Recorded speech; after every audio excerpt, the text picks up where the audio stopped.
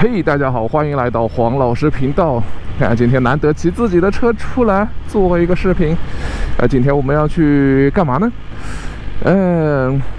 对吧？在日本的话，大家首先能够想到的吃的是啥？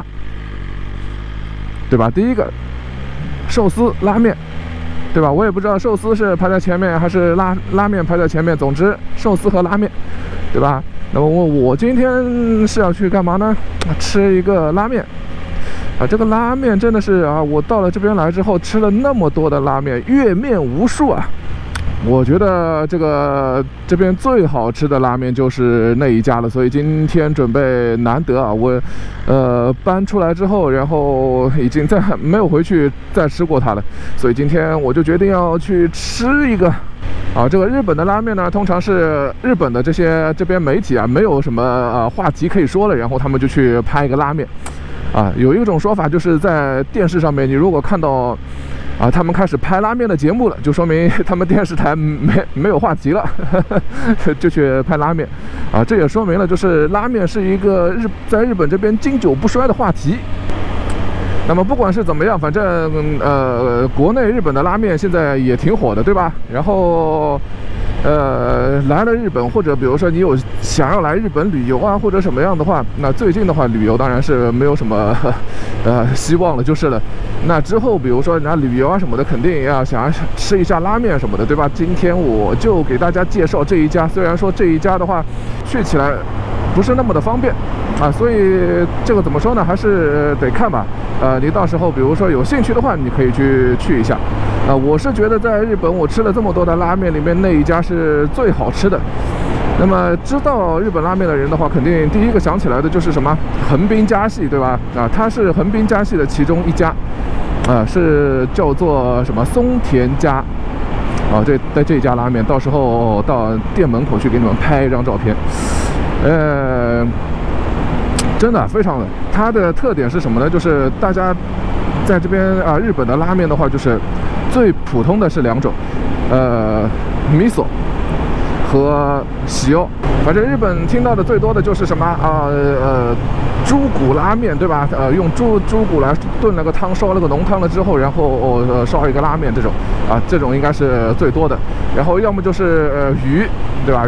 用鱼来做这个汤，然后再做一个拉面。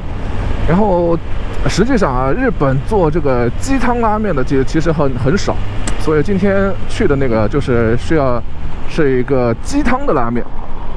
然后其实呢，这个鸡汤的拉面的话，其实也不算什么特别难见的一个东西。鸡汤的拉面我也试了很多家，但是总归怎么说呢，差那么一点点火候的这种感觉。感觉那一家真的是非常非常的合我的胃口。当然了，只是合我的胃口大家并不一定合大家的胃口就是了。吃这种的东西，我只能说这个是我极力推荐的。我觉得这个面是特别的好才推荐给大家的。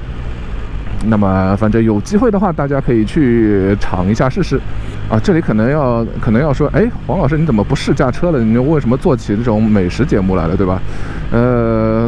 这个东西嘛，对吧？摩托车嘛，骑出来玩嘛，对吧？也是一种生活介绍一下这种生活也是挺不错的嘛，对吧？所以稍微改变一下我这个频道的一些，稍微准备增加一些这些方方面面的一些东西，并不一定全部都是什么试驾的视频什么的，对吧？有人可能会说，是不是试驾没得试驾了，所以变成这样了？这个的话，试驾的话倒是有想要多少试驾有多少试驾。只是一直做这么试驾的话也挺无聊的，所以准备稍微改一改别的，做一些别的东西看看。